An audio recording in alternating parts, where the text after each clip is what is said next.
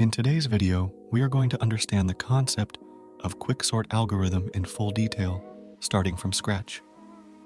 So without wasting any time, let's start.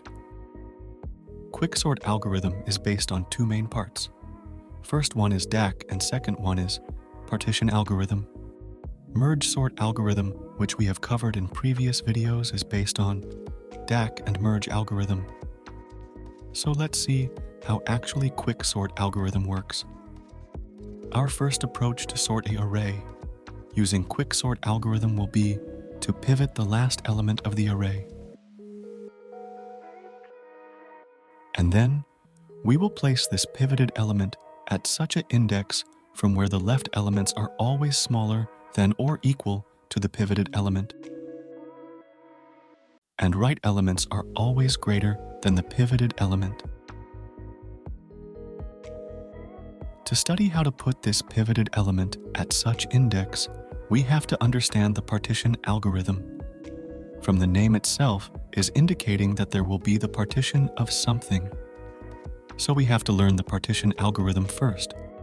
In partition algorithm, we have to initialize two pointers for the array which we have to sort, and one variable named pivot to store the last element's index. Pointer j will be pointing to the first index of the array, and pointer I will be initially pointing to the invalid index, or we can say -1. Now, we will compare the elements of the array with the pivoted element each time. First, the element which is j pointer is pointing to will be compared with the pivoted element.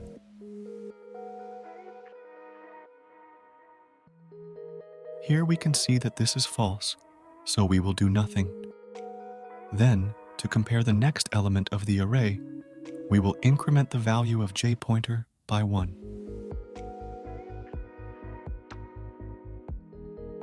Here this is true, we will do something.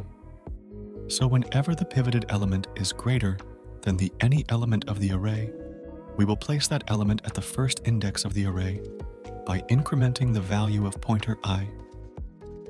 Now, we will swap the recent smaller element compared to the pivoted element, which is here 3, with the element, which is I is pointing to. Here, element 3 will be swapped with the element 8. For swapping, we will initiate a variable named x, which will store the element which is I is pointing to. And then we already know the code for swapping and how it works. We can also use ternary operator for swapping the elements here. And after that, we will increment the value of j pointer so that we can access the next element of the array. Here the element, j is pointing, is greater than the pivoted element, so we will do nothing, but increment the value of j pointer. The next element we found is smaller than the pivoted element, so we will place this element just after the first smaller element which we placed before, by incrementing the value of I pointer. And again, we will increment the value of j pointer. And so on, the comparisons and swapping will take place. When our j pointer is pointing to the second last element of the array, we will stop incrementing the value of j pointer. So instead of writing this here, we can make this code run in a loop until the second last index is not achieved. So we will start our loop from index 0 to the second last element, which will be here, index of pivoted element -1. And each time we will increment the value of j by 1. Here the starting index is 0 and ending index is 6, but this will only run up to the index 5, because here I have not used the operator greater than or equal to. So when we are at the index 5, we will swap that pivoted element with the element which is just after the recent smaller element founded in the whole array. Here it is 2, so we will swap this pivoted element with the element which is just after 2.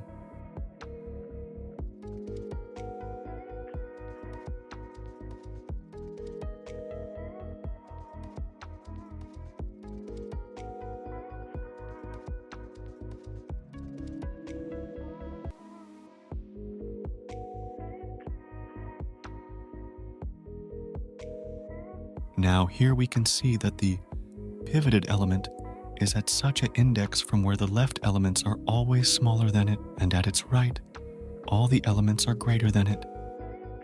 Keep in mind that we can pivot any element present in the array.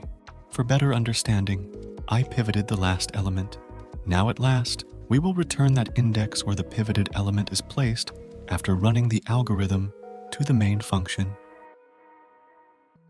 This is how partition algorithm works while using the quicksort algorithm. In next video, we will understand the code for the quicksort algorithm and the recurrence tree for it. Till then, keep grinding.